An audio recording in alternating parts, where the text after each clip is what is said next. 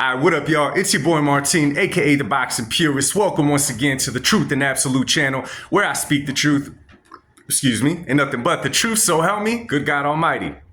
Happy Monday, y'all. Here we are, start of another great week. I hope y'all have a blessed one. And what is it? It's the Monday after fight week.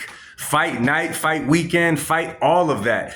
And of course, man, before anything, if you're not subscribed to the channel, make sure that you hit that subscribe button, hit that like button. If you want to talk boxing, go down to the comment section. We have some great conversations in that one. And now let's get right into this one. Man, oh man, oh man. You know, it's crazy. It's crazy how you can have a fight week full of events, right? You could have a Saturday night, boxing on one end, UFC on the other end, right? You can have good fights, you could have a good card, and the Canelo card was really good, minus the Danny Garcia fight. That fight, you know, much love to Danny, but the fight was trash. Caleb Plant versus Trevor McCumbee delivered. Canelo versus Berlanga didn't go as expected, nonetheless delivered. However, I knew, and you guys heard me talk about this yesterday, and I knew it. Showbiz already made a video on it. We knew that one was coming, right? We know a lot of content creators are going to be making this, and the topic is going to be, it's crazy how things work out. Edgar Berlanga on fight night weighed in at 193 pounds, which is exactly 25 pounds over the weight limit for super middleweight. Now, of course, when we hear that little news, of course, boom, explosion in the boxing world. Explosion in the boxing world. And why is it? My friends, my dogs, my fellow boxing fans, in life, this is why sometimes we should not speak out of emotion, and this is exactly why we should think twice before we say certain things, because what you say will and can be used against you, my bad, in the world of boxing. And in today's boxing world, man, where, you know, it's really kind of sounds like political at times, that opened up a huge bag of worms for Canelo Alvarez. Obviously, we know that on more than one occasion, Canelo Alvarez said that he doesn't fight. But this is the thing about this, though. Canelo said that David Benavidez comes in 25 pounds heavier on fight night, but Canelo did never say that that was the reason he didn't want to fight David, and those are key words. Now, no, a lot of you guys are going to come at me and say, here I am defending Canelo, this and that, this and that. Let me get to try to make my point in what I'm trying to say. I'll be the first one to say it. And I just said it. Canelo should really pick his words wisely. I get it.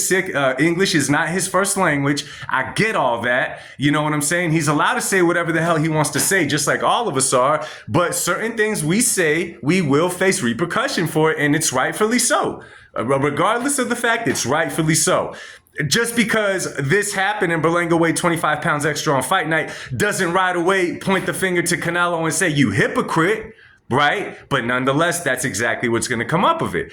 To my knowledge, every interview I saw, Canelo did make a statement about how heavy David comes in on fight night. However, I am yet to see the interview of Canelo saying that I don't want to fight David because he comes in so heavy on fight night. Now, looking at this, you got a Truth and Absolute channel, man. Again, I got to look into this all the way. I got to see the big picture. I cannot just grab a little piece and run with it. So right away, I'm going to think like this.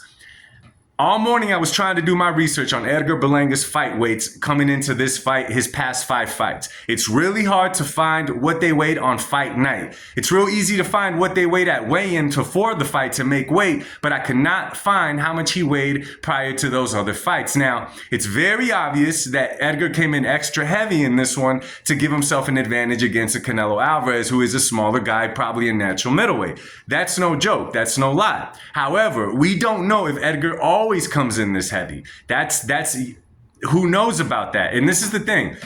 Edgar looks good on the scales. He still looks healthy. He doesn't look weight drained, right? Benavidez does not. So what does that show? It's a different muscle mass. It's a difference in thing. It just shows, though, that David Benavidez, a naturally bigger dude, you know what I'm saying, has to cut that much weight. Therefore, allows him to blow up in weight come fight night. Well, with Edgar, I don't know the weights that he was coming in for his past fight, so I can't really drop anything on that. This is what I will say about the situation, okay? And I said this in the past. I don't think weight was ever an issue as far as Canelo Alvarez and David Benavidez. But for me, dissecting all the Canelo interviews when he says that David Benavidez is a natural 175 pounder, he should not be fighting at 68. That's his natural weight.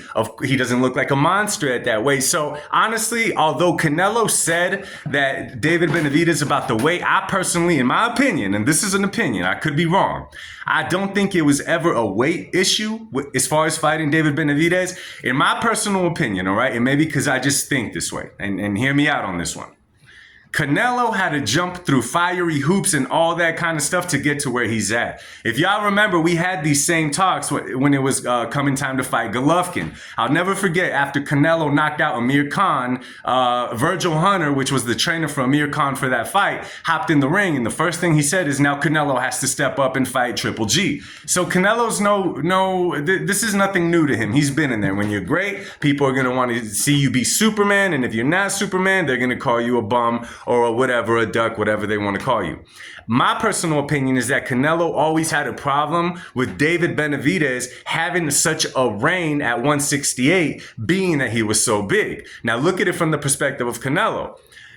This guy, a natural 175, able to make weight at 68, ran through the division fighting smaller guys. I think that is the part that bothered Canelo. So in Canelo's eyes, he's like, oh, that's nice. You were so much bigger than everyone and made a name for yourself. Now do you get to be called a monster?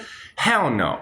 And on top of that, how disrespectful David and his pops were, a combination of all those things is what, in my personal opinion, why Canelo said, I'm not going to give him that fight. I think that is what Canelo meant by he didn't earn the fight. You could talk about names, you could talk about weight, you could do all of those things. I personally think that that's why Canelo never gave him that fight. Okay? And again, we could talk about the Munguia fight, we could talk about the Berlanga fight, but again, you guys, those were Mexico versus Mexico and Mexico versus Puerto Rico. Take the legacy away from it and just look at it from a business standpoint, because that's all that Canelo was looking at the end of the day, right? So what happens now? This is the thing, though, that's going to kind of come up on this. First of all, I'm not going to say that Canelo's ducking Benavidez, because if y'all remember correctly, Canelo was ready to jump up and weight and fight Bivol, and if he beat Bivol, he was hoping to fight Artur Beterbiev. You're going to have a hard time convincing me that a man that was willing to jump up in weight to 175, a natural 160 pounder, and fight the top two guys in the 175 division is scared of a guy at 68 who's not yet elite proven. Sorry, man, you're just not going to convince me of that. You're not going to convince me of that. I agree 100% that Canelo should definitely pick his words wiser. I definitely agree that someone needs to be in his ear giving him the info like, yo, just know if you talk like this, they're going to come at you like this. Not that Canelo cares. I'm sure he doesn't. He's sitting on top of the boxing world. I don't think he cares. But I'm just saying, man, you avoid a lot of this. But nonetheless, any publicity is good publicity. Now, let's jump to my next point.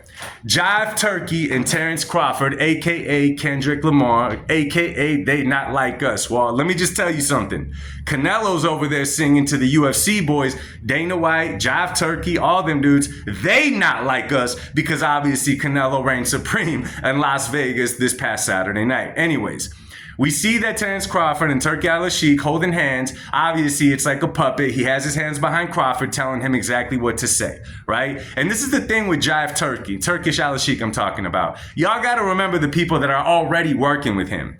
Oscar De La Hoya, Dana White, Eddie Hearn, I'm sure Bob Arum is going to jump in there. And let's not forget some of the creators like your boy Showbiz, who I'm a fan of. He built a great channel. Showbiz is also involved with Turkish Al-Sheikh. You're going to kind of see that in his content and the way that he speaks. However, Crawford, I've heard it from Eddie Hearn that he's not going to that Crawford has no interest in fighting anyway but Canelo. What does that tell me? That right there is a fight towards money and not legacy. Right there, okay? This Crawford aiming for Canelo is not a legacy fight. You're not going to be able to convince me of that. It's not a legacy fight. A legacy fight has to be two guys going in there, and the one that wins is going to reign supreme off what they win. a win for Crawford against Canelo is not the same as a win for Canelo against a Crawford. Crawford wins, he looks glorious. Canelo wins, he picked on the smaller guy. It is not the same thing. So my thing is, you know what, man? I'll speak on Terence Crawford on the next video. There's a lot of fights out there that they could potentially make. This is obvious to me that Crawford is trying to make a big payday. And don't get me wrong, I'm a fan of Bud. But again, when the standards don't get held the same to everybody across the way, it bothers your boy, and I'm going to make it known every single time, right? So anyway, y'all, so that's where we're at the boxing world right now. I'm sure in this week, a lot more things are going to be coming out. I'm sure that they're going to try to interview David. I'm sure they're going to try to interview Canelo and ask him all these same things. We'll see what comes of it. I just wanted to address this. Again, y'all, it's about to get crazy. So drop a comment down below, man. Let me know what y'all think of what's going on. Do y'all agree with me on this one? And again, man, you could be a fan of Canelo and agree. Do y'all agree that just Canelo should maybe pick his words wiser? Because they will come back and bite you in the booty. You know what I'm saying? Anyway, y'all, much love to y'all. Enjoy your Monday. God bless y'all, and I'll see you on the next one. Peace.